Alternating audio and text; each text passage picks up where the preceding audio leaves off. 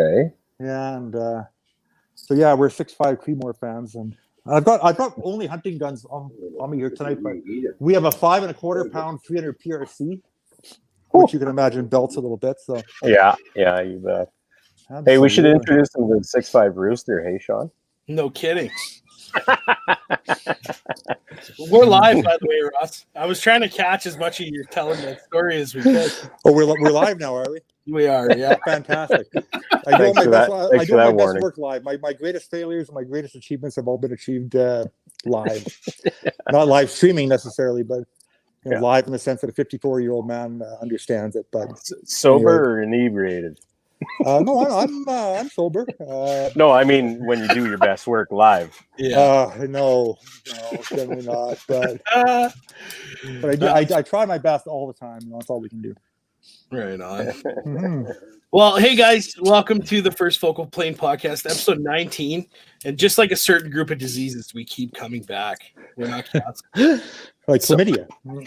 Well, I didn't want to say it. But you said it for us, says the guy from Winnipeg. Just kidding. Hey, the First Focal Plane podcast is once again proudly brought to you by EM Precision Rifles. Established in 2014, EM Precision Rifles, sorry, Ross, in Leduc, Alberta, is one of Canada's premier precision and long-range rifle builders. From lightweight hunting rifles and precision starter packages to extreme long-range bullet hoses, EM Precision's craftsmanship speaks for itself, and they have the expertise to build you that once or multiple in a lifetime rig. Find them on Facebook, Instagram, and their website at emprifles.ca.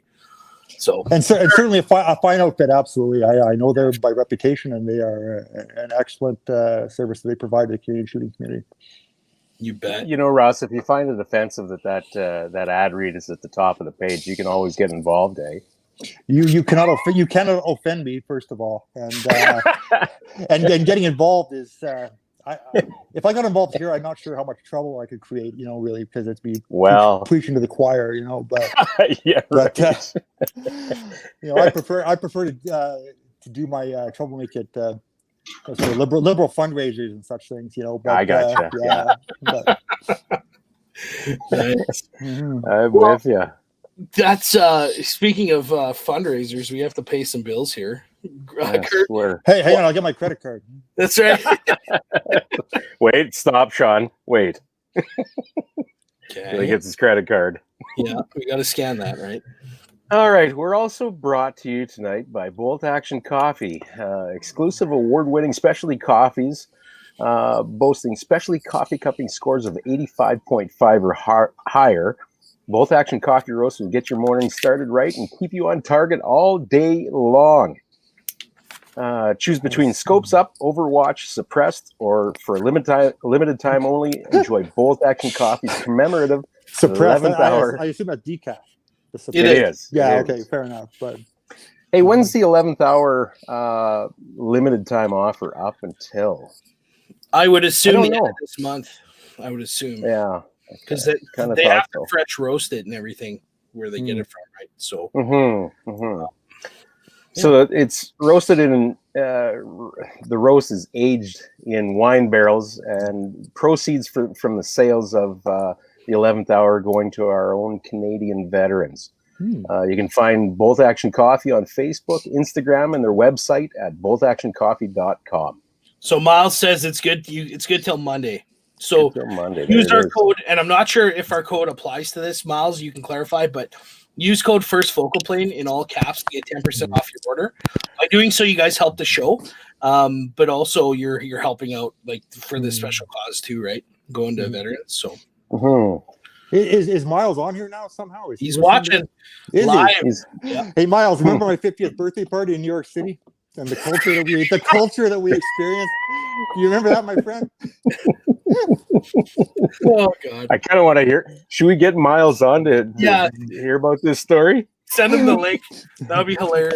It's I don't know if Miles wants to discuss, but yeah, it was a good time. And I will point out that on my 50th birthday, I was the first person in bed that night. So anyway, I was gonna say this is starting to sound unfold like a junior hockey story. We encountered except it's cool. Other than that, yeah. There you go. Hey, James Kopech, the code works. Good deal. Thanks for trying it out, buddy. Well, and speaking of Miles, we're our squad leaders segment here. It's brought to you by Call Sign 66, veterans-based organization, obviously, founded to facilitate multi-generational passage of information, ballistic applications, R&D, and shooter development, whose collective function is morally motivated and experience-based. Welcome to the Brotherhood. So check them out, Facebook, Instagram, their website, callsign66.ca. Courses, I think, are kind of on hold, but if you or your club wants to set a course up, contact them, callsign66.ca. They'll get you squared away. So, yeah. Yeah, stellar. Call Sign 66 is an amazing Canadian organization, and we've been associated with them for a very long time, and always proud to be associated with such a great group of individuals and the services they provide and the training that they're very fluid in, and the commitment that a number of the members there have made to the defense of our country and other allied countries across the world has been stellar, certainly. So we appreciate that. Well, and they also use your rifles almost exclusively. Is that correct? Yeah. I believe so. I've not seen them around in a while shooting, but I assume they are, and so that's good to hear. And and they've always been really good to us down at the SHOT Show in Las Vegas as well, on the range days and so on. We oftentimes can't get to it. My partner Steve Altstad or myself. So it's nice to have those guys out on the range dealing with demonstrating the products, and you know they're competent, certainly more than I am. And it's just a great partnership, and we're privileged and blessed to have that.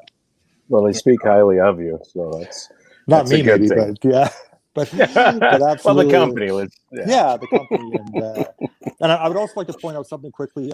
My partner Steve Altstad, who's been with us for 25 years ish. We've been around for 28 years, but he's a little camera shy, notoriously so. But I do want to point out that the designs that we have and the really tech stuff that's taken place over the years have really been his efforts, certainly. So that's typically not my gig.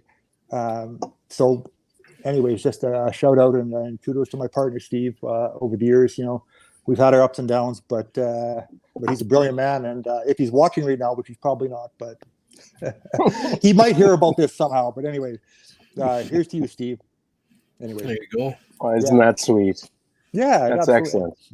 Yeah, absolutely. Oh, also, while I'm on that particular topic, my ex-wife Roxanne, she started this business with me 28 years ago, and over the years we grew apart and split up and so on. We've remained close, and she's maintained an ownership share in the company, and her efforts and the paperwork end of things have been stellar with the export stuff, and you can imagine to four corners of the world, all over the Middle East, these sorts of things, shipping, export permits, bureaucracy, I can imagine. those sorts of things. So anyways, she's done a hell of a job too, and I just sort of rode the wave, along the way. So anyways, for those people that really helped us out, or helped me out, I should say, along the way, we appreciate it absolutely, and hoping to get back into the business of supplying arms all over the world here shortly. No kidding. Well, that is certainly heartwarming. Absolutely. You know what else is heartwarming? What's that? I'd like to find out who each member of this panel are. What panel? Is the one you're on. Word. Well, let's start with me. Okay. Yeah, sure. Kick it off. My name is Sean. I am an ag equipment service specialist, father of a beautiful 6.5 Creedmoor EM precision rifles, custom build, and perpetual poor. That's because you're into precision rifles. That's right. Allegedly. Kurt, who the hell are you? I'm just Kurt. I'm just Kurt. I'm a construction guy, freezing my butt out in the cold, and infrastructure stuff for the people. For the people, that sounds a little bit left leaning to me, but Whoa. Easy now. Okay. And I will point out that out of the two of you That's guys, one. you're the only guy with an operator beard. You know, whatever that is. That's not an operator beard, but you've got a full-on operator beard. So if you've ever been to the SHOT Show, you've bumped into a guy in the hallway, and it's the beard that hits you first. You know, but it's just anyway. it's just a simple nod. Yeah. From I each guy. shaved today, so what can I say? That's too funny. Mm-hmm. Well, who are you in the real world, Ross? In the real world, I'm a proud father of two boys. I'm the founder of this company, and over the years, that role has changed and so on. My efforts over the years have been not ones that really result in tangible products in your hand, but other sorts of things, government relations, contract negotiations, those sorts of things.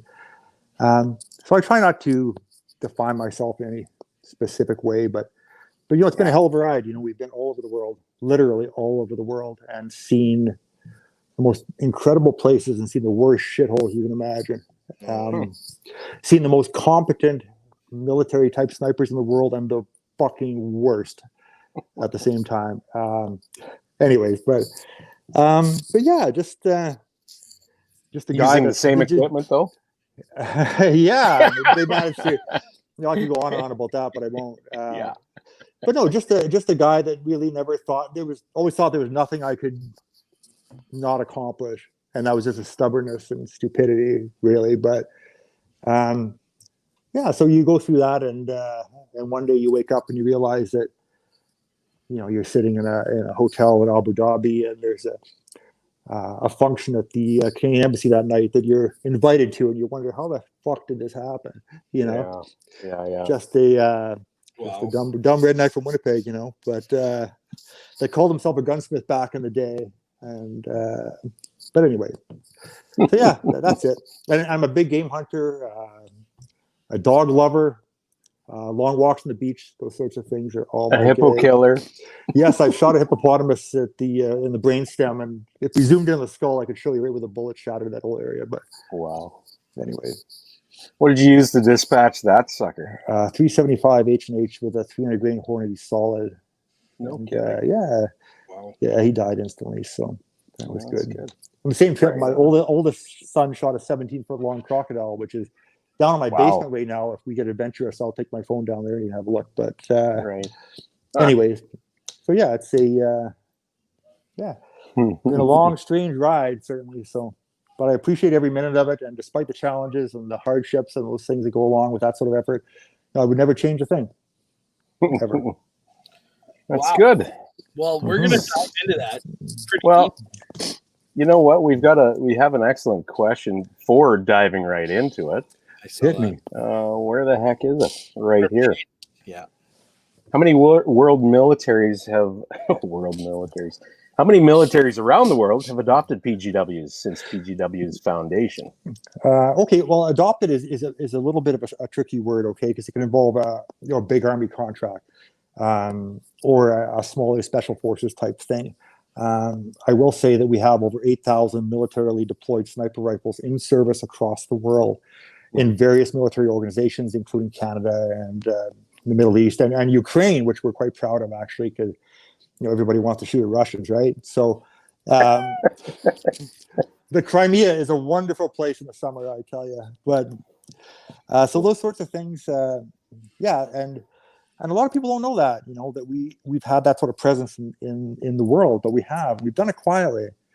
And we've done other things too, like we developed the night vision mounting system for the U.S. Marine Corps with their M40 sniper rifle. Every M40 U.S. Marine Corps sniper rifle wears what's called the PGW M40 accessory rail. And so, we sold a great number of these things. But we designed it. Yeah, exactly. And we had representatives from the U.S. Marine Corps come up to our facility, inspect our design, offer suggestions for changes, and so on. And we developed this in conjunction with them. And so that's basically our biggest inroad into the U.S. market, or the U.S. military. If you're all familiar with large military contracts, they issue a request for proposals, and these can be onerous things to respond to, and they can take a year, to take care of. And so these sorts of things, oftentimes, like a U.S. actual rifle contract, could be something that could take 2 or 3 years to prepare even a response to the RFP and cost hundreds of thousands of dollars to do so. So sometimes those things aren't worth the time to bid on, but we bid on the UK SSI program, which is a sniper system improvement, and that was probably 10 years ago. We lost on cost to AI. We won other categories, which I will not name, but there's a great for those of you listening. There's a great video done by Forgotten Weapons, which saw that guy. Gun Jesus there, Ian McCollum. He highlights it's a Timberwolf, right? In 338. That's one of them from the trials, yes, that they had there. Yeah. That's still in the UK at the museum because they kept the platform. But yeah, like you said, unfortunately, you lost to AI. And he actually goes in depth on why you lost, and it wasn't due to the fault of the rifle. Mm-hmm. It was due to the British military and special forces being so ingrained with AI already. It would have been a tough pill or tough switch for them to implement, right? So and we knew that going in that they had an advantage, and we had an advantage with the Canadian Forces. C-14 project, we had an advantage being a Canadian company. So these things going in, but we gave it our best effort, and we bid that project in conjunction with Colt Canada, which was Forbury Dymaco and so on. And we visited the UK a number of times under that contract over about a year and a half. Had a good time. I got punched in the face in Warminster. If you know where that is. Well, who doesn't really? It's near Stonehenge. So. And but again, what were you doing that you shouldn't have been doing? They thought I was American. Well, that'll do it. Yeah, absolutely. Wow.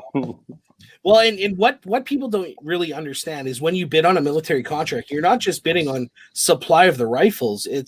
Sometimes it's service, sometimes it's service and parts, sometimes it's the whole package, right? So it's referred to as life cycle material management.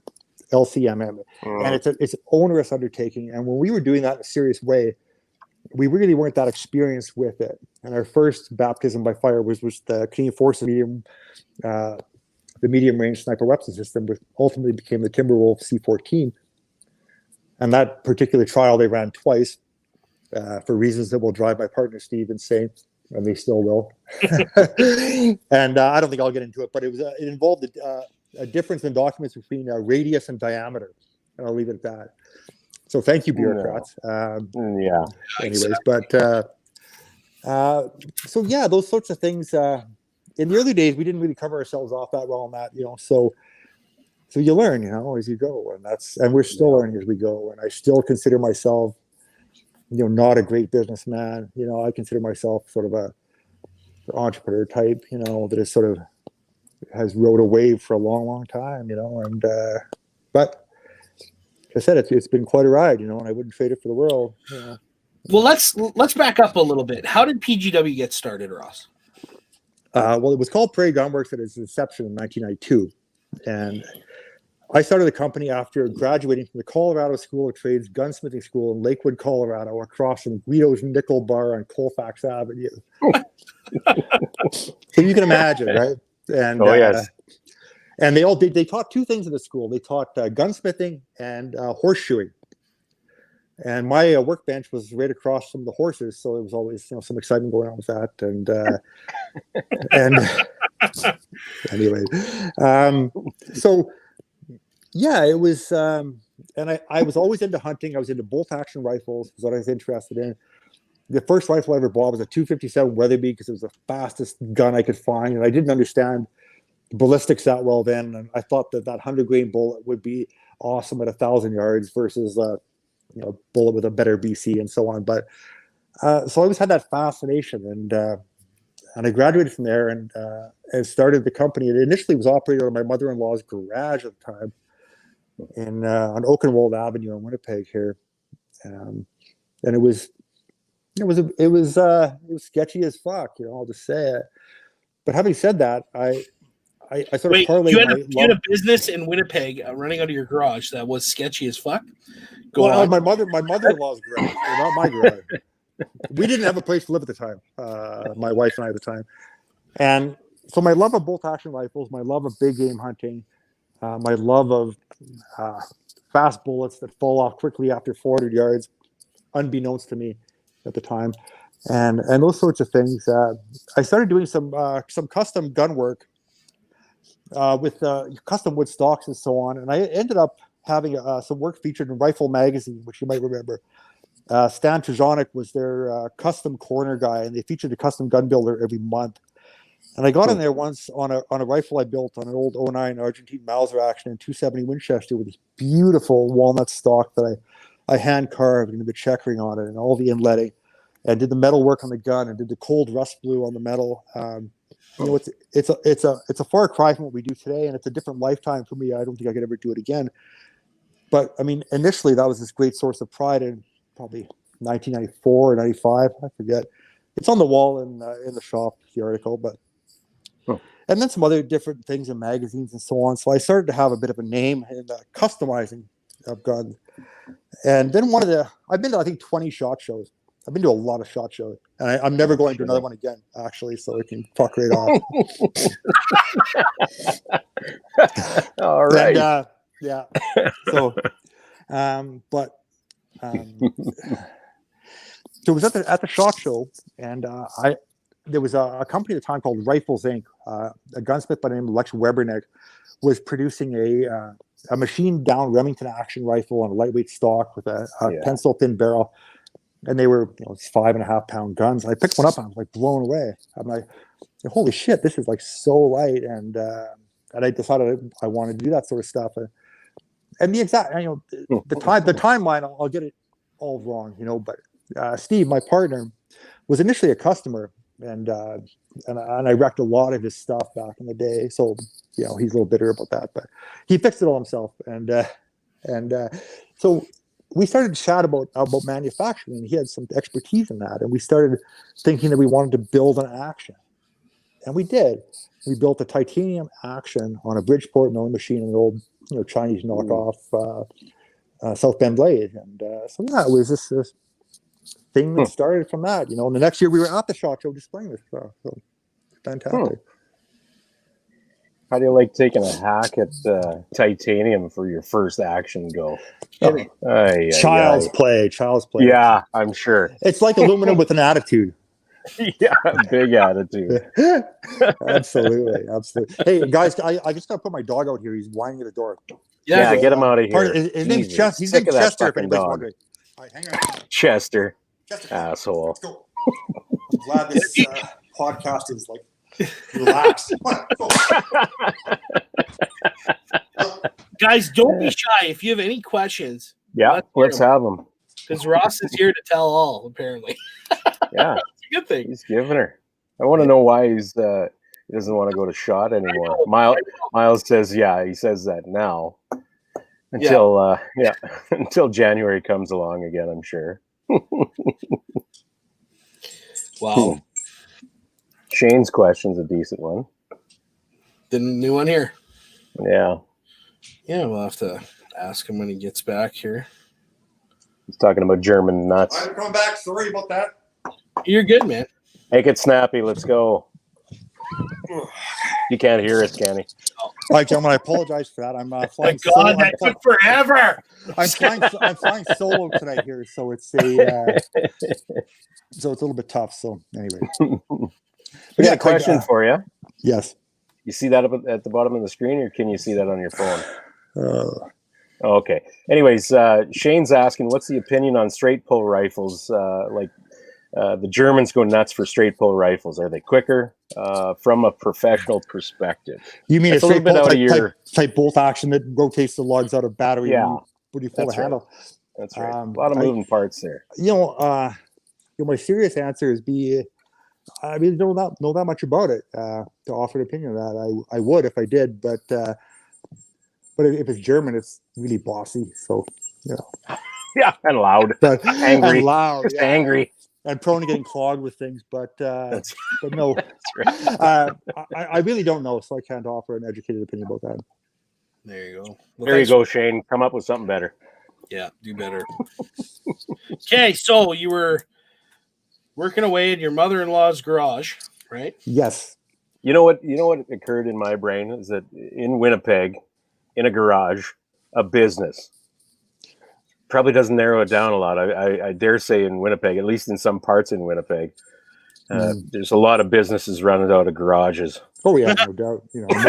Most of them involving like stripping down car parts and things. But this is what I'm getting at. Yeah, absolutely. And we did that for a time, but it wasn't. Yeah, and And who didn't? Until it became a little bit too hot. Jens. Jens, our German buddy. Fuck you guys. Yeah, but so we got into the manufacturing end of things, and and to start out with, it wasn't great, there's a learning curve, and our advent into the military market came about in an interesting way. It was actually at the SHOT Show again, and this man approached our booth, and he looked like a character from Lord of the Rings, like one of the what are they, like the hobbits. Okay, he was very short, and he waddled, and he approached our booth and handed me a business card of a place I'd never heard of before, and this is in the pre 9/11 days. Okay, looks legit. It does, and he said, "Oh, you're in Canada." So yeah, he said, "Would you like to participate in a design project to perhaps design a product that we can use?" Okay. And Steve and I are like, "Yeah, for sure, right?" And it was a 50 cal rifle system, and ended up being the first 50 cal rifle we built. And anyway, so we built this gun, and it was a complete piece of shit. Absolutely, we did it in a very short period of time. Again, on manual machinery and with hacksaws and grinders and flame and all sorts of and magic spells. Anyways, so we built this gun, and we went out and tied the barrel action to a tire one day, and we shot it, and it didn't blow up. And we thought to ourselves, not bad. We'll send it off for testing. We sent it off, and a few weeks later, it came back. Basically, the message was like, are you fucking serious? Do better. And but rather than be disheartened by that, we weren't. We took it to heart, and we realized that it was. We rushed an effort. We didn't necessarily have the knowledge. We acquired the knowledge, and we bought our first CNC machine. Well, that was actually quite a while after that. But anyways, the same military organization came back to us sometime later and wanted to develop they were working on a new, what they call a sniper suite at the time, which involved a bolt action 338, gas gun and 308 that was designed to integrate together and work with the snipers and spotters and so on. And asked us if we wanted to work on a 338 Lapua design. And because at the time it was sort of just getting really popular with AI, Arctic warfare, and so on, those particular rifles and Seikos and all those things. So it was this mysterious cartridge at the time, right? The 338 Lapua. And we thought about it, and so we did some work. And this organization spent a considerable amount of time at our facility, actually, integrating into the design and so on. And we put together a sample that was actually not bad, not bad done. And it formed the basis of what became the Timberwolf for the C-14 medium-range sniper weapon system that the Canadian military is using currently. So it had a lot of input from the ground up. And again, this was all in the sort of the pre-9/11 and actually 9/11 days and shortly thereafter. This was all going on. So timelines on development became a lot quicker in that time because of we were going to war, right? Canadian forces were going to war in a way that they hadn't been in a very long time, and timelines were accelerated. Budgets became more fluid. They could spend money more easily, right? So we got swept up into that whole thing, and then the Canadian regular forces issued their RFP for the medium-range sniper weapon system 338 Lapua, which they did twice, and I alluded to that earlier with the radius and diameter thing, which is, I know it's a tricky concept, and one's bigger than the other. But anyway, we eventually won that contract handily, I might add, on cost, which and performance. And the cost part still burns me to this day because I think we left a lot on the table that day. But anyways, that's hindsight. But so yeah, we ended up at that point moving into a new facility, which is currently where we're still located. I left that apart. We left the garage and we moved into a really crappy sort of industrial space across from the hog marketing board in Winnipeg, which is where they slaughter the hogs. So there was always some sort of excitement there with pigs escaping and such. But no, anyways, wait, I'll take care of that. Just stand back. Yeah, stand by. But yeah. So we moved to this new space and got some new machinery. And this was also at a time when you could get some financing from banks for the military industrial complex back in those days. That's since dried up. But so we got some financing, we got some machinery, embarked on it was a $4.5 million contract with the Canadian Forces, the regular force, and took part in a extremely rigorous testing regime of all the products that were produced. She was shooting everyone, and their method for testing accuracy wasn't an MOA figure or some such thing. It was a hit probability plotted on an Excel spreadsheet designed by a guy that had some kind of degree in mathematics from the University of Toronto. Oh, wow. And so we go out shooting every day with a rep from D&D, one of the quality assurance guys, Ed, who was a hell of a good guy, and I miss him. I don't know what the hell he's doing now, but I hope it's fun. And we go do this all day, plus 30, minus 30, whatever, outside. Right. And we would shoot every one of these guns, and then we come back to the office, measure the targets, not for a grouping side, but for plotting an input onto an Excel spreadsheet on an X and Y coordinate, and it would come up with a hit probability. And vertical versus horizontal was weighted differently in the algorithm. And so I was doing all the shooting. I shot thousands of rounds of .338 Lopwa over the course of that contract, and we mowed down trees for 100 yards behind the range and through the berm, like just launching like 300 grain projectiles through it. So, anyways, so that was a very arduous task. It took a long, long time, but we did it, and we got it done, and certified every rifle, and it was a 90% hit probability at 1,500 yards. It escapes me at the moment, the exact figure, right. But we ended up achieving all that, and when we really could just had like is it one MOA? Yes or no, right? But no, we didn't do that. So anyways, as the war in Afghanistan waged on, a lot of the SF guys end up leaving the army and moving on to Blackwater, Triple Canopy, or these private contracting companies, and a lot of the people we knew, and they ended up in places where militaries were in need of equipment. They were training people in what have you, various countries in the Middle East and so on.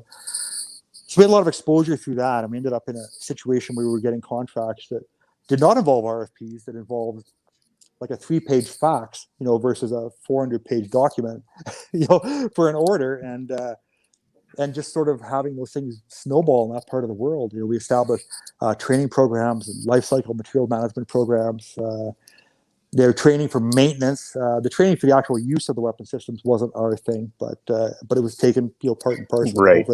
So we lived through all that, and that went on for years, as the war waged on, and then the war still wages on, right? And so it just snowballed into this thing that we became a part of, and it was a fascinating journey. So. Luke has a decent question here.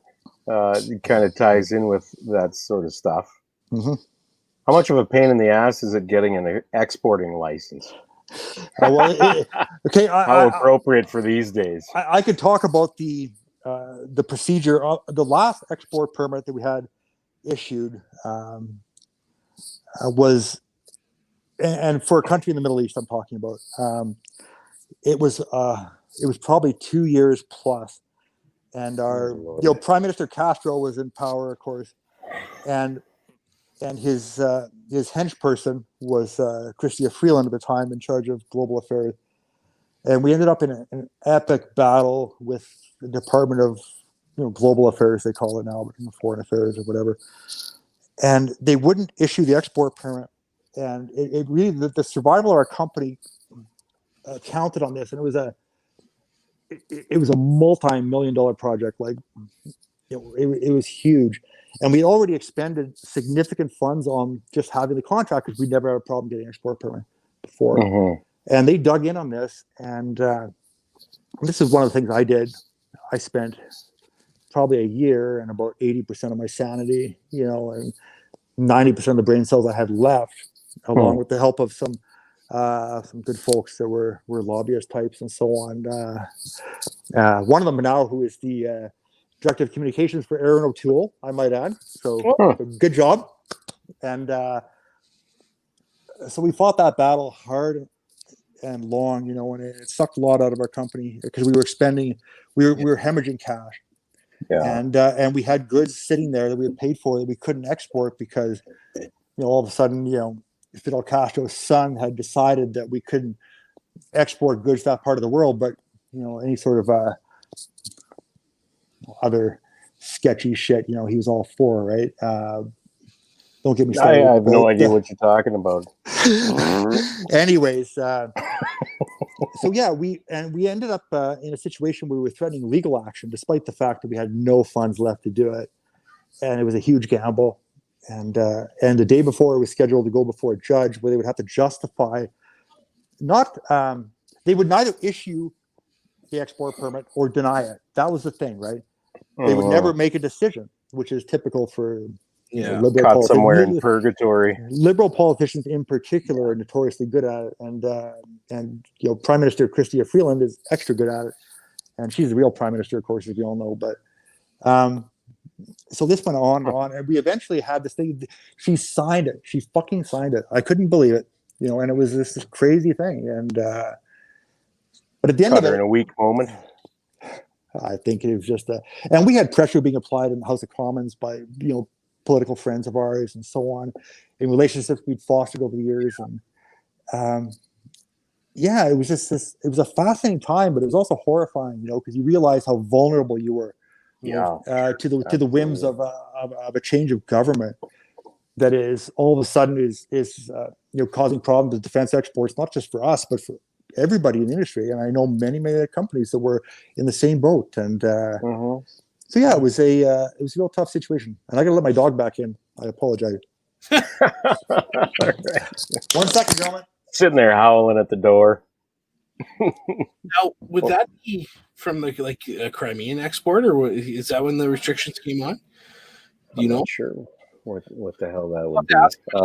Because I'm pretty sure it was for restricting all imports and exports to that area of the theater. Just sorry about that. But he's talking about in the last 5 years, though, because Freeland's there, right? Just a lonely old man here. I can't really be responsible for that. But anyway, hey, Russ, we were just talking while you were talking. Where was I? Oh, Russ, yes. We were just talking while you were talking.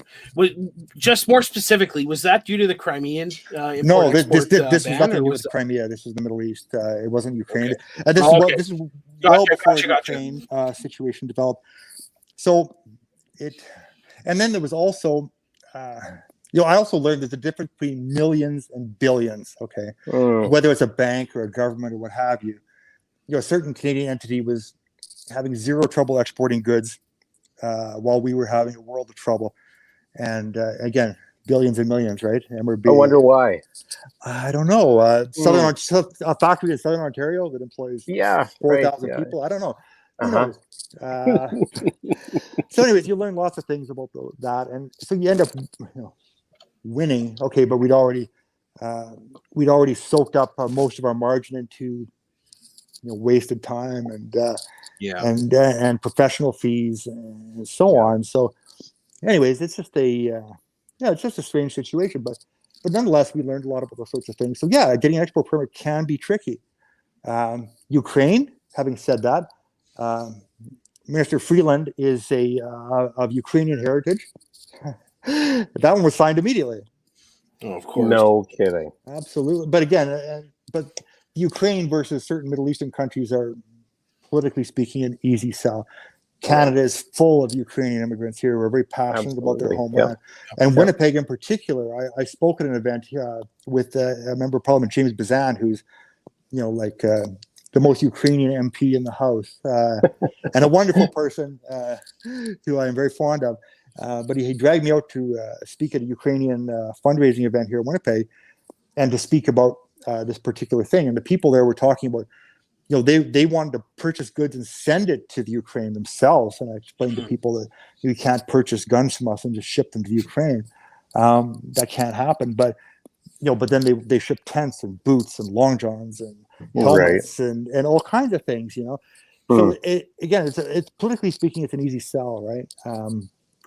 So yeah, in the Middle East, you know, we've had our share of controversy as well, and we've been appeared before UN panel in New York City over the Yemen thing, and it's not hard to find information about, you know, about that. Let's dive into that a little bit, Ross. What happened? Must we? Yes, we must. Well, okay, you know what happens in a war, right? Like people get killed and things happen like that, right? And this particular fact is lost on some people, I think. But yeah, in Saudi Arabia, again, it's no secret this is a place we did significant business with. Has been engaged with a border war with the Houthi rebels in Yemen for many years. And the Houthi rebels are Iranian-backed, and Saudi Arabia is Saudi-backed and Western-backed, and all these things that go along with that complicated relationship. So anyways, we've been doing considerable business in Saudi Arabia, and one day the Houthi rebels had launched a raid into Saudi territory, or vice versa, who knows. Anyways, they lost all kinds of stuff, you know, labs, HK machine guns, sniper rifles from us, night vision equipment, a bunch of different things. You know, and like all good jihadist groups, the Houthi rebels have a Twitter feed or whatever the fuck it was, Instagram, and one day this one guy had this big picture on the Twitter feed that ended up circulating like worldwide of him holding one of our 50 cal rifles up and with his fist raised in the air like it's some sort of massive victory. And I thought to myself, well, that's you know, that might result in some controversy. And sure enough, but in about an hour, we had a call from BBC News in England, and it snowballed into a big thing. And you know, my point was that, or my standard response to the media at the time, and still is, when it does come up still, that all goods were exported under the authority of an export permit issued by the Department of Global Affairs, the Government of Canada, and any questions should be directed to Chrystia Freeland, who was Minister at the time, and or one of her deputies, Ian Shugart, who is now the clerk of the Privy Council. I might add, he got a promotion after fucking us over. Thank you, Ian. That's the way it goes. Ian. Yeah, for sure. And so, anyways, and then it became a thing with you know, you're getting emails from the UN and with CC'd like, you know, 100 people on them. Before you know it, you're down at the UN, and there's angry people and limousine liberals. It's New York, you know. And Miles knows all about New York. You can ask him about that. He alluded to it earlier. I certainly did. And whoa, hold on. Easy. Don't get angry. I'm not angry. Calm down, sir. And so yeah, those sorts of things. You learn a lot about how the world works, you know, and how politics is basically just a big game, you know, and sure. and you know, the last, is it 4 years? It seems like 30, you know, that you know, Captain Sock Puppet there has been in charge, and yeah, it's been a living nightmare, quite frankly, you know, and but anyways, it's you know, it's a situation you have to live with. That's part of the game, you know. Back in the day, we decided this was the game, and we were going to be in the game, and being in that game involves that kind of stuff. And you know, you take your lumps like a man, and you fight back if you can, and you do your best, and try to win. And that's what we did. And we had a tremendous run of winning, you know, absolutely, until you know, COVID, of course, and other things that really curtailed foreign stuff, you know. But so yeah, so we're hoping to get back in the on track with some of this international stuff, and also get back a little bit to our roots now. And we've been producing sort of rifles designed around the PRS type thing in the last year. You know, the M15, and utilizing the MDT stock, chassis stocks, and the IBI barrels, and putting together a more budget system for people that wanted to get into that game, but still have a really, really good product. Right. And so I was going to ask, you know, since the international stuff is really kind of taking a poop for you, is your focus really shifted now? You're coming home, so to speak. Yeah, we are. And, you know, and personally speaking for myself, 4 rifles sitting on these benches around me. One of these benches is actually covered in bear blood that is recent. It's in my living. It was in the garage before, but don't tell anybody. How does Mama feel about that on her run? Me and Chester are here, right now. That's it. And good old Chester. So, yeah, we get back on that, and the company, the sort of the competition based type of thing. Again, this M15 stuff, but again, COVID kind of screwed that. It really cut back on the matches that were going on, and people had less money and so on. Yeah. So we're just trying to weather the storm like everybody else is, and get back to a point where we can take advantage of unrest in the Middle East and profiteer from it. It's a joke, but kind of. It's a tough crowd. You really want to come out with that? You guys are a tough crowd. You know that. No, we're just intently listening. And Ross, I'm going to be 100% honest. It's not every day that you get somebody in your position that's willing to open up like this and talk about defense contracts and what goes on behind the scenes during warfare, right? Well, and again, I'll make it clear. I've never been in the military. Okay, so as far as the warfare part of it, I really don't know. But the business part of it, I do understand. The political part of it, I do understand. And these things all come into play. And we've been to big defense shows in Paris, London, Abu Dhabi, all these places, and you come across the classic Banana Republic general guy with like 50 medals on his chest, and an entourage of women in leather pants, following behind him. And the Mercedes. This is no joke, And then they get into a Lamborghini police cars and they leave. But you see this sort of thing, and you want to like rile up people. You can look at the landmine exhibit, right? They have this stuff there. Well, and most people, when they think of like, oh, I'm a defense contractor, you're a defense contractor, they think of the movie Lord of War with Nicolas Cage or something like that. At one of those shows where they got essentially hookers, with them and going through that sort of thing. So I really appreciate you putting a light or kind of shining a light, shining some reality out of it. And we've done it. We've done it in those parts of the world, and it seems like a bit of a dream right now. But it happened, and and we're maybe going to get back into it, maybe not. Whatever the fate has in store for us, we'll never know. But these things happened, and we experienced all sorts of stories that I can't get into, but with training exercises with special forces groups where shots are going off in the barracks at night and such things. Okay, this has happened. I've been there and seen it, and it's fascinating. And well, it's fascinating, and it's something that I dare say 99% of Canadian citizens will never experience. Well, I mean 99.9999 whatever, but right. It's just something that and several years ago, my kids are 21 and 19 now, my boys, and they'd be sometimes at school, be like, hey, isn't that your dad on the TV, or isn't that your business, and when they'd have your career day with your parents, my ex-wife would always do that because she had a legit day job, unlike myself, which I've never had in my life, as a nurse. So and I was just an unemployed guy, right? And anyway, I tell you, Ross, you got to hear this next one. I'm ready. Your buddy Miles, our buddy Miles, says, Ross, thanks for producing one of the best rifles that we could ask for in the cells. That rifle saved many lives and gave us the confidence to do what we do. Thanks for the support PGWDTI has given and continues to give. Callsign 66. We can't thank you enough. You're not going to cry, are you? I got allergies, But, I wouldn't blame you if you did, though. That's from the bottom of a heart there. But coming from Miles, and you guys probably know what his story is. Yeah, a lot of people don't. And so he's experienced things that you talk about. I've experienced things that most people never would. That he's experienced things that that's rarefied air, right? Those sorts of things. And I mean it's special, and like, although he was a whiny little bitch in New York City, I will say that. Well, you know what? We all have our moments from time to time.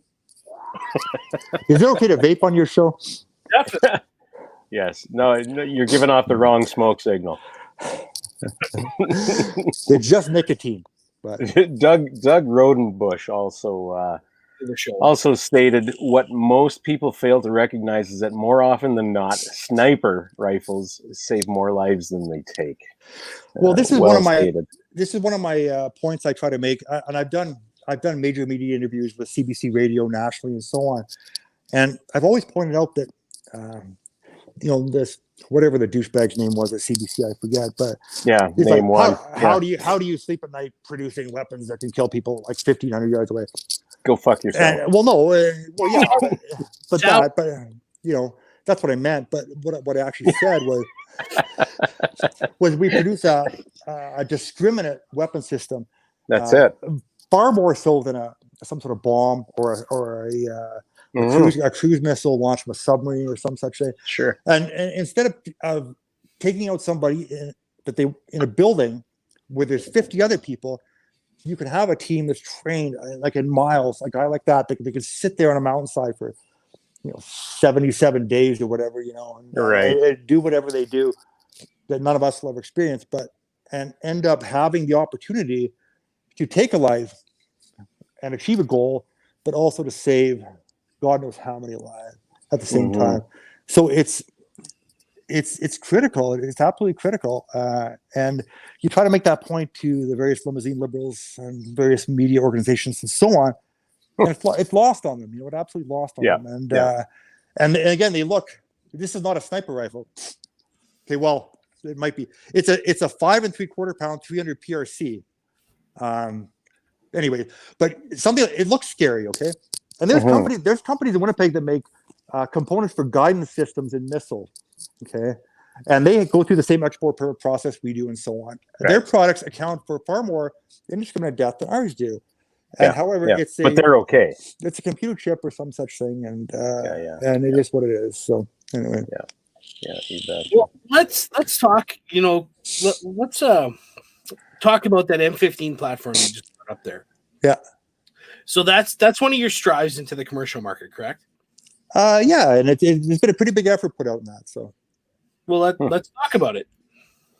How does that differ from the Coyote then? I mean, the Coyote was always available to the civilian market. Absolutely, wasn't it? And all of our products, except currently now the 50 cal T3, which is become prohibited, and the patent pending Direwolf 338 Lapua semi-automatic designed by Steve Altstad of PGW Defense Technology is currently in a quagmire of classification issues, both here in the United States.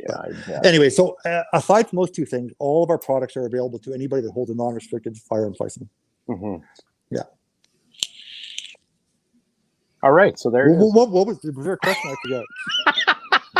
I was trying to get guys to buy your M15. Oh yeah, sorry. We do want to do that because we have a significant amount of components sitting on the shelf in the shop right now that we would love to move. But 223, 6.5 Creedmoor, 308, 6mm Creedmoor. These are chamberings that are very popular in that particular round. And the difference between that and the Coyote, the M15 starts off as a round action. Okay, so a 700 footprint, like 50 other custom actions. Right.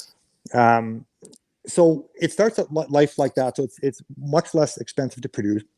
Versus a Coyote or Timberwolf, which is a multifaceted thing that's had to start out with a 2.5-inch diameter bar of, 17.4, with vacuum stainless steel.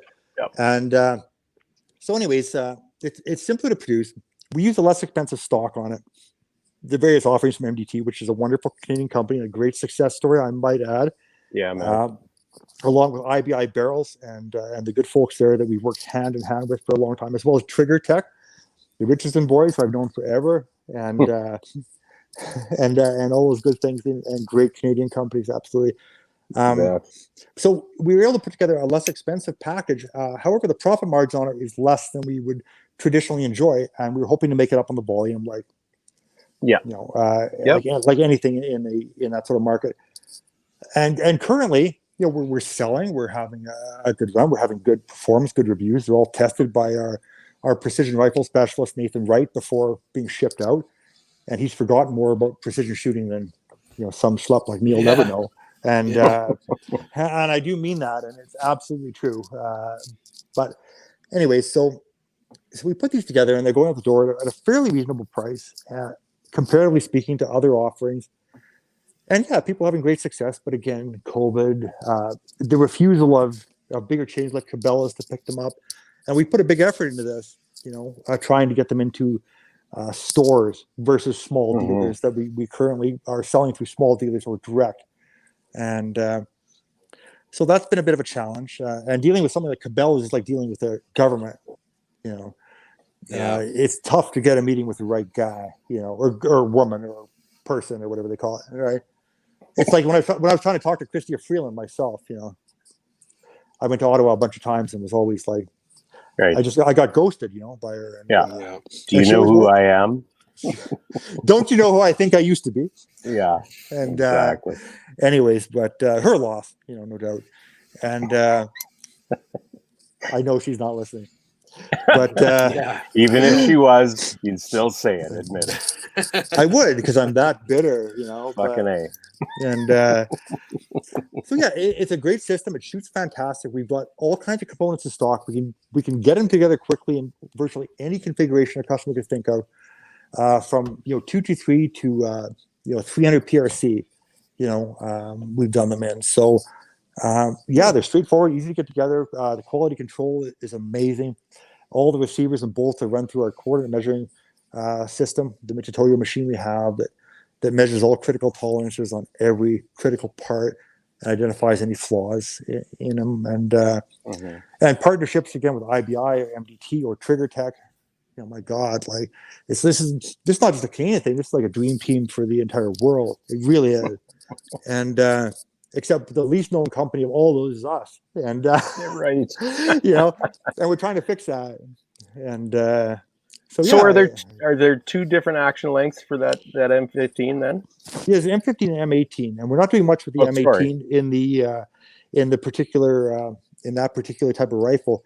M18 is long action, and those model names were coined way back in the day, and by myself and Steve, which are hunting rifles, which was the M15 TI and the M18 TI being short and long action. So we're not doing much with the long actions in that particular type of rifle, but the hunting rifle systems, of course, are having a lot of that. And again, I just showed you that 300 PRC, right. And which it's a titanium action, carbon wrap barrel, lightweight stock, and even these lightweight bipods now, these Atlas bipods we're using are incredible. And this might be a good time to segue into something here. Let's do it. Yeah, and because that's my expertise is segues, not the wheeled devices, but this is a rifle that my youngest son Ethan used last August, like 2 Augusts ago, in the Northern Territories to kill a massive Doll sheep ram. And we built this rifle on an old leftover titanium action from God knows how long ago. It had the ports cut in it, and it says Prairie Gunworks on it. Okay, so that's that long ago. That long ago, and the action we've been laying around the shop for years, and we grabbed it, and I started putting it together over time, and because we had this hunt coming up, because he came with me in 2017 when I shot my Doll sheep at Ghana River Outcreers in Mackenzie Mountain, and he got a beautiful caribou on that trip, and on that trip, because he did such a great job, packing in these like backpack hunts, 14 days and so on. But I told him I would book a Doll sheep hunt coming back, and he could get his sheep. So we put this rifle together. We embarked on this training regimen and bought all kinds of worthless gadgets and cut our toothbrushes in half to save weight. Those sorts of things. And anyway, so when it came to it, and you can find video of it on our Facebook page and so on. He killed this 13-year-old Doll ram, which is very old, and one of only 3 killed in the territories that year of 13, at 410 yards with a 6.5 Creebore that we built kind of together, but went out and did the dope together and those sorts of things, which again, for guys like you or a lot of your listeners aren't that big of a thing, but for a 17-year-old kid, it is. Yeah, man, for sure. And we still have the the dope on there. That's awesome. And, so 410 yards, and and it's and he made a great shot. So it's just sort of a special thing. Personally speaking, that kind of thing is is where my memories are made, not at a match or something. And everybody has their thing, right? And I understand that. So, but it's that's been my thing, certainly. And I'm really proud to have done that. And that's a part of the corporate life that I've lived that I'm really personally proud of, Right. So that was when we started talking, Ross. That was the first thing you told me, as how proud you were as to how your boy got this Ram. That was the first thing you told me, and I'm like, wow, this guy's really proud of this kid. That's awesome, So, and hold on, there it is. There. Oh, nice. Nice. That's it. Pretty. Right beside the hippopotamus skull. And the Cape Buffalo. The hippopotamus has teeth like my ex-wife. Which part of your ex-wife? Oh, just the teeth. Does she live in Winnipeg? Anyway. We got a question from a listener here. Friend of the show, Dan Crossland, says, why the 12 twist in your 308? Specific for 168 grain projectiles? Well, we do a 10 and a 12, and I don't know if the current M15s are going out with a 12 as a standard, actually off the top of my head. I don't know. If I were just picking it for any sort of build, I would normally go with 110 myself. So I don't have the answer to that question, but I can look into it. And if she wants to get a hold of me via our Facebook page or what have you, I will look into that absolutely, and I will get her a concrete answer on that. But as far as I know, we were using 110s. That could have changed though to a 1 and 12. But I will look into that absolutely. I wish I had a better answer for Alyssa, but I don't. No, you're fine, man. No, and I talk to Dan every other day, so don't worry about it. And then Ryan Stacy here chimes in. Ryan Stacy. Yeah. Best rifles money can buy. Thanks for the support always in many ways. So there you go. Oh, well, Ryan Stacy's an old friend of ours, even before his days working in his current role, where he's doing a fine job, absolutely. And he's been a great friend, and he's a hell of a shooter. Yeah, and so knowledgeable, and such a good guy, with a great background, and has won all kinds of matches and things, Fun story. He doesn't know shit about in-floor heating systems. I tried to help him out on Saturday with that. In-floor heating system. Yes, for his house. So that's a jab, Brian. Anyway. Good guy again. Part of this Canadian military industrial complex that we're so proud of, and we really helped to pioneer. I mean, we paved the way for the General Dynamics lab deal. We really did. That's bullshit, but I'd like to say we did. Wow. Like I need any more hippies outside my door with fucking signs, But, So you're currently using IBI barrels? For most things, yes. Okay. The odd thing, we're planning to sort of transition that in a full-time way here shortly. Right. We have a leftover inventory, of some proof research carbon wrap barrels, which are excellent barrels, by the way, as well. But the Canadian part of it, just can't be ignored. The cost, the lack of hassle, support if you need it. If you need to ship something back or any of this other stuff, that's a nightmare in the United States or any other part of the world. Right. Yeah. And it's like Ryan's right next door. Well, he's in British Columbia. We're in Manitoba, but he may as well be my next door neighbor here that's looking at my window at night to see what I'm doing. But I'm pretty sure he's not. But I think he did in Las Vegas his last shot. Well, maybe. You never know. He could be a stalker. Just an amateur. I will tell Ryan, I'm never going to another shot show again either. So you guys can have fun without me. I'm done. That's it. Why is that? So it's funny you say that. Jacqueline Romano from the YouTube just says, "What's the deal with the shot show?" Yeah. Well, the shot show is a thing. I've been to so many of these things, and you guys have been to this or no? Yes. No. We were hoping to go this January, but now with COVID. COVID obviously, but your media celebrities and personalities and so on. Sure. So you get a badge, but it is a quagmire of filth and disease and temptation and aberrant behavior and men with operator beards such as yours are literally like. Anyways, I've seen enough. I've seen enough of that place. I'll be happy if I never set foot in Las Vegas ever again. And so yeah, I mean, I've done that. I've done it 20 times. You know, I got the T-shirt, I got the antibiotics, I got everything. You know, and the antibiotics. yeah. So, yeah, it's something that no, I don't need to do it again. You know, and in much the same way, I don't need to shoot another Alaskan moose. You know. Yeah. Or personally ever kill another Dall sheep ram again. Been there, done that, right? Well, yeah, but I'd like to help other people take advantage of such things. And if I can offer some insight, if a company wants to exhibit the SHOT Show or go to the SHOT Show, I'd be happy to talk to them.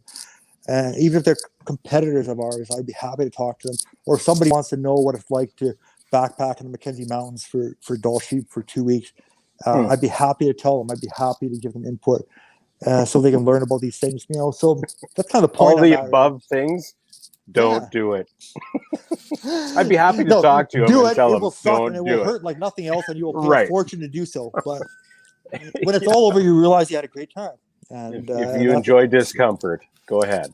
You do, and again, my youngest son's a professional motocross racer, and I mean, you don't think that comes with some pain. I mean, it's a similar sort of a commitment, right? You're going to ramp up and you're going to commit to this shit. And you're going to do it for 10 years, and you're going to get busted up like crazy, and you're going to be hurt, and it's going to affect you for your life. And you look back and you go, I wouldn't change a fucking thing. That's like all the old guys I hear that have talked through the years. Oh, you know, if I had known back then the way I would have felt now, I'd have taken it easier on myself. What a bunch of horse shit. What kind of stories would you have then? Exactly. None. And, you know, there was a time when I raced motocross too, and I was never any good, of course, and I really sucked. And all the 8-year-olds could beat me on their 50s, you know, but, you know, I had a legit crash. I got banged up like crazy, and it hurts every day to go to bed, you know. Yeah. And motocross is no joke. I escaped from a hospital, jacked up on OxyContin in Decatur, Texas, and hopped in my truck and took off, you know, on the back of the track and watched my son ride. So, yeah, these are the, you know, aside from the OxyContin stuff, it's, you know, that those things are you just can't experience them anywhere else except for putting yourself out there. Really, the point of that is you want to achieve something, you might fail, fine, but you try. You know, that's right. It's like that old Theodore Roosevelt quote, "The man in the arena." You know, he would rather not be the man that knew neither victory nor defeat, right? Because that was the man that, or woman, or person, or two-spirited, or I'm confused now, but we get the gist. You know what I'm talking about. And that never risked anything, you know. So that's one thing I like to think I passed on to the people around me, is that you can risk things and you can pay a price for it. It may always be pleasant, but I would, you know, if you, you know, if you get some good stories, you know, and that nobody will ever believe, but you know, that's true. Sure. And so anyways, that's sort of where we're at here. And so at the shop, we're just trying to get back to basics a bit now. You know, COVID has really got us bent over, you know, but everybody does, except for podcast people, you know, because it doesn't really, you know. We're immune. We're effectively social distancing. Like Donald Trump, you're immune like that. That's it. Look at me now. I drank some bleach. It's all good. You drank some box wine, you mean?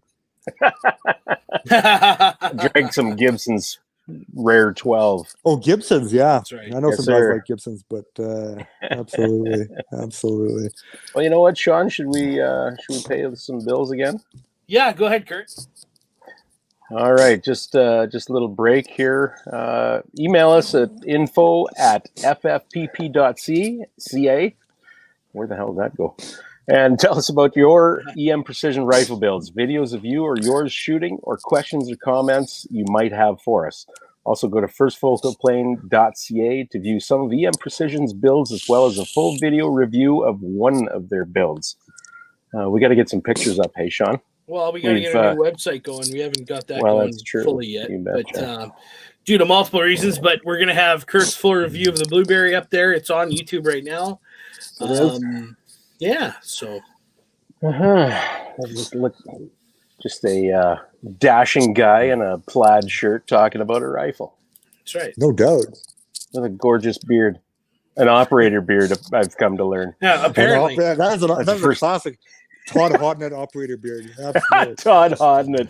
Oh, I would never be so worthy. I'm impressed you know the name, but yes, sir, I do. I've argued at many shot shows at the Circle Bar in the Venetian Casino with that man, and the last time we were arguing about the merits of an 18-inch barrel on a 338 Lapua, So, oh boy, yeah. And his position was that it was good to go.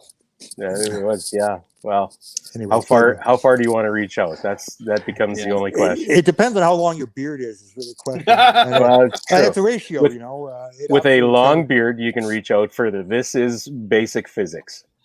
Absolutely. and it depends on how many grays are in that beard. That's right. Oh yeah, well, I've known Todd Hodnett for years, and back when he was a cowboy 6-gun trick shooter, and he morphed into his current role. But he's a good guy, and he's really made. Well, you can hardly argue with his success. You cannot do that, although I do try, and I do try. And so again, these cast of characters that you meet across the world that you'll run into friends on the streets in Amman, Jordan, that you haven't seen in 5 years. And I don't think I'm going to have that problem if I go to Amman, Jordan. I'll tell you all the best places to go. There you go.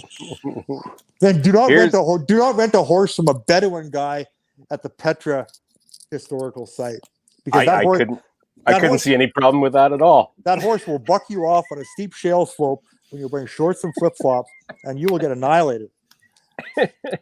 Anyways, I'm not totally legitimate question from James Kopak here in Manitoba. When are we getting Sean and Kurt out for a shoot here in Manitoba? That's a fantastic question. What part of Saskatchewan are you guys in, actually?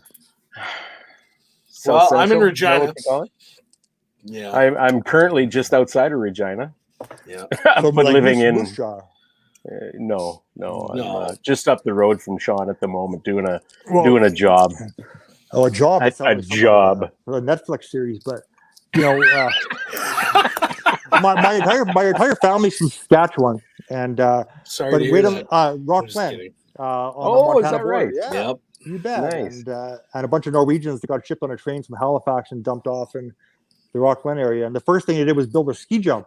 Never mind, cabins or I was going to say the first thing they should have done probably was build some sort of shelter, but no, fuck, we're going to build a ski jump.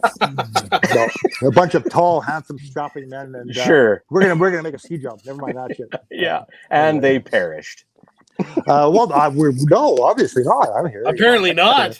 Yeah.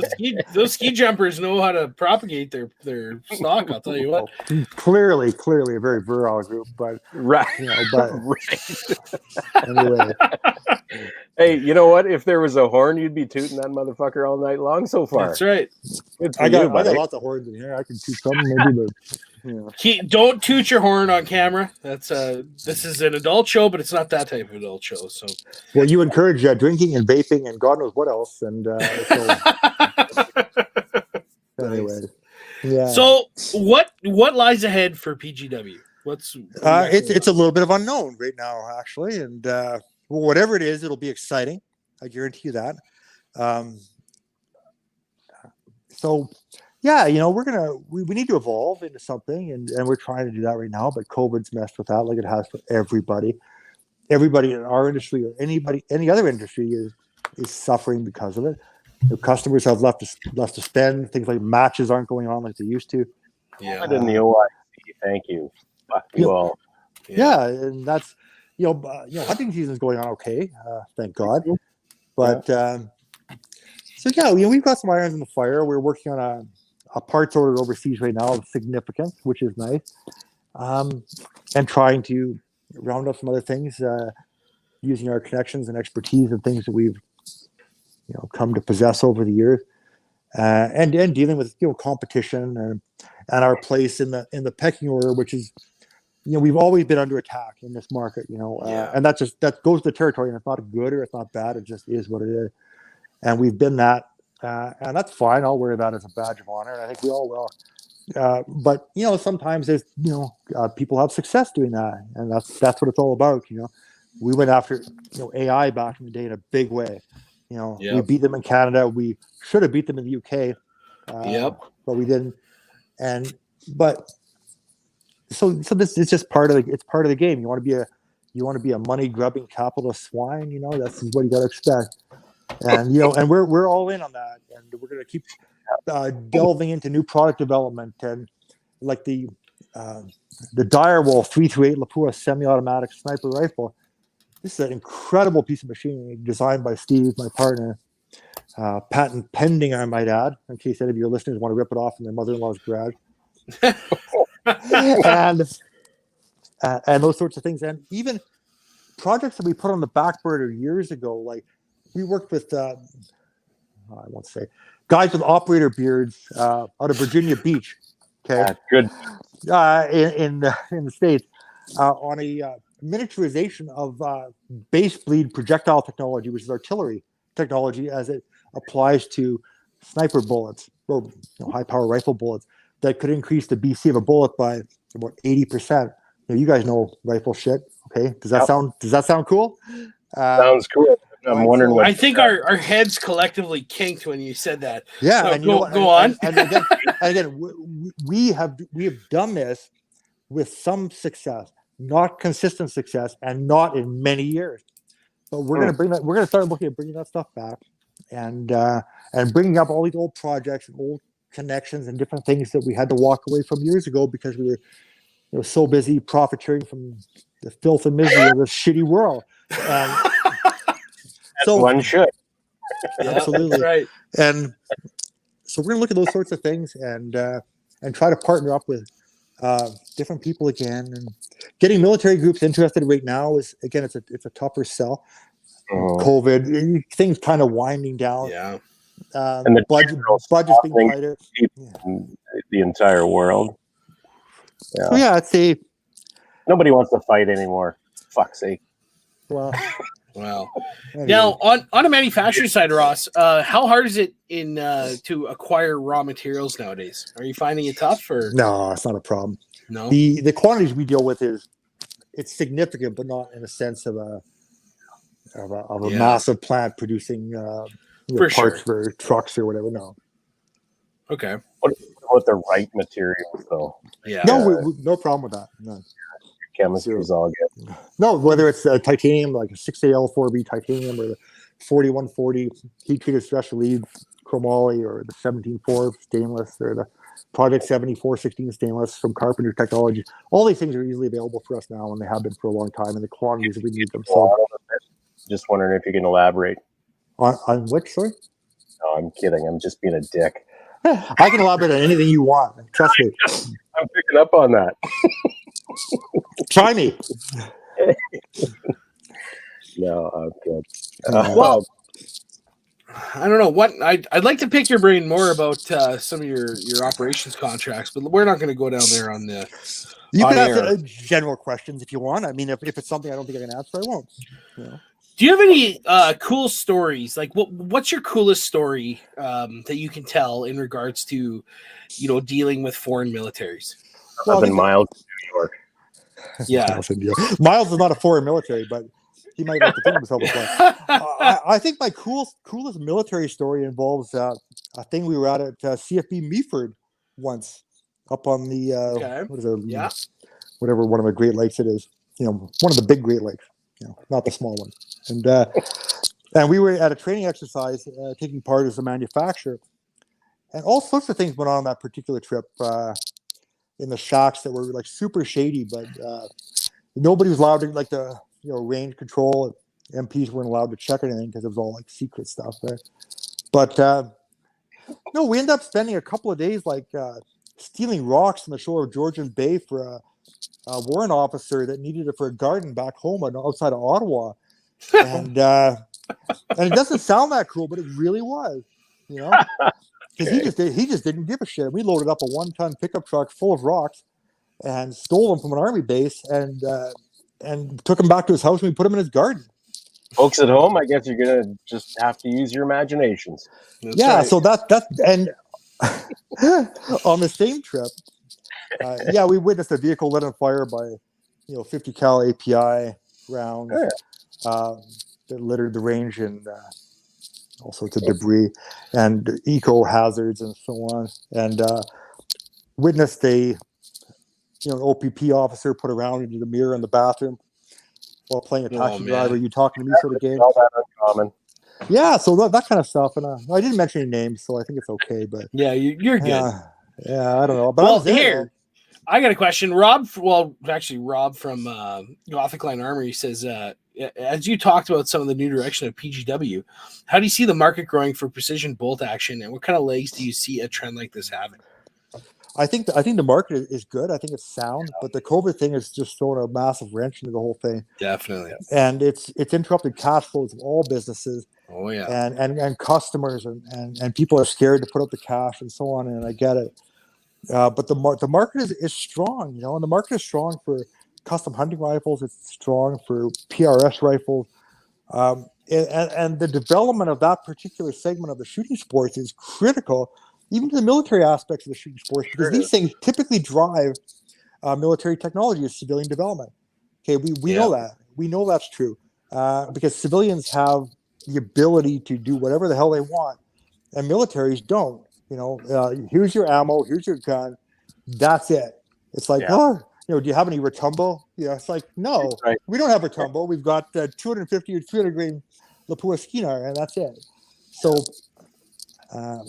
these sorts of things drive development, or something like the 6.5 Creedmoor or something, which is currently enjoying some use in military and police circles and being very effective. So yeah, I think it's a big thing, and I think the past 9/11, the wars that have taken place in that part of the world have demonstrated how absolutely necessary and what a massive force multiplier effective sniper use is, and how it is an ability to have an outcome that doesn't involve with a bunch of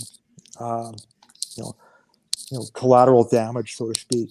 And so and I think it's a bit of a cycle, I think. So we just need to get back to some civilian development, have some unnecessary foreign war start again, and we can just keep going through this, and it's an interesting cycle, but I think it's strong. I think people are shooting further now. Well, we know they are, with greater accuracy and greater velocity, and whether it's the Brian Litz sort of ballistic programs and different things that are coming out, or bullet technology, or other things, it's driving it forward, and it won't be long before we're shooting, 2,000 yards more effectively, Yeah, we'll be shooting 2,000 yards like we used to shoot 1,000 yards, at some point in the future. So there's so much more latitude allowed with the civilian market, right, than there is in the military market, I guess you'd say. And Miles says here, just off the cuff here, absolutely we depend on the civvy side, and if you've been to any one of the call sign 66 courses, you'd have heard Miles and the guys talk about what they actually learned from civilians and their experiences with shooting that they don't necessarily get to see commonly in the military training aspect, at least, anyway. Well, the control that happens on a range, is, and we've been to enough events at military ranges to know. Very rigid. I mean, there's whether it's ridiculous, it is what it is, and there's outrageous rules, and there's you gotta walk 600 yards with all your stuff versus whatever, but it just is what it is. So it doesn't lend itself well to developing technology. It lends itself well to demonstrating technology that's been developed, but it's very hard to develop it within that environment. Right. And that's why it happens in the civilian world. I think every significant development in long range shooting that applies to a military market has taken place in a civilian situation. Well, it's nice to know that the military is actually listening to that now. It never used to be that way. Yeah. It was the reverse, as a matter of fact. Yeah, so it's a symbiotic relationship, that we're helping each other out, and again, we're fortunate to have been able to tag along a little bit, on the ride along the way, and fortunate to meet some interesting people and be some interesting places in the world, and to meet people like Miles and 100 other people that are of a similar ilk, that are frightened by homosexuals in New York. I mean by that. Tall ones. Anyway. On that note. Yeah. So, Miles, you and I are going to talk, buddy. Yes, definitely. All right. Backstory. Anyways, Ross, that was great, buddy. Thanks for all the insight, man. Fantastic. You bet. I just sat back and I just wanted to listen, and you could tell me stories all day about this shit. And yeah, well, it is, and it's just been it's been an experience, and it's a lot of it seems like a different lifetime right now than it was 5 years ago. The things have changed, and priorities change, and people change, and you go through problems and different things, and so yeah, it's been a privilege. No matter what happens in the future, it's been a privilege, and we've always been activists. We've always fought for firearms rights. We've always been the stand-up company that gave the best prize at every match ever. That's always been us. We've always done it, and we just did it because we care about the community. We care about the shooting sport. We care about hunting and fishing and trapping and all the things that are right for people this country was founded on. And we care about those things, and we want to see them continue. And we bled for it. We really have, and we'll continue to bleed for it until there's nothing left, or until we win. Whatever comes first, right? But it's been a privilege. It's been a privilege to fight with politicians in Ottawa with big portfolios. Somebody's got to do it. Yeah, well, and not everyone can say they went toe to toe with Krista Freeland. She's not very tall. Do you know that? Eh? No kidding. No, she's only got 2 dresses, a black and a red one of the same one. Right. And her ass fills it. Well, I did not as wide as she is tall. I don't care. Anyways. Yeah. We'll all be getting visited by black helicopters tonight, which will be fine. That's fine. Not again. Find me. Not again. Yeah. But yeah, gentlemen, it's been a privilege, and anytime, I'll be happy to be on and talk about anything we're doing or any particular topic you can dream up. Be careful. We'll hold you to that. That's it. Do your best. I'm sitting in a living room full of taxidermy and lightweight hunting rifles. I'm good. So yeah, there you go. Well, awesome. on that note, Ross, do you have any shout outs this week?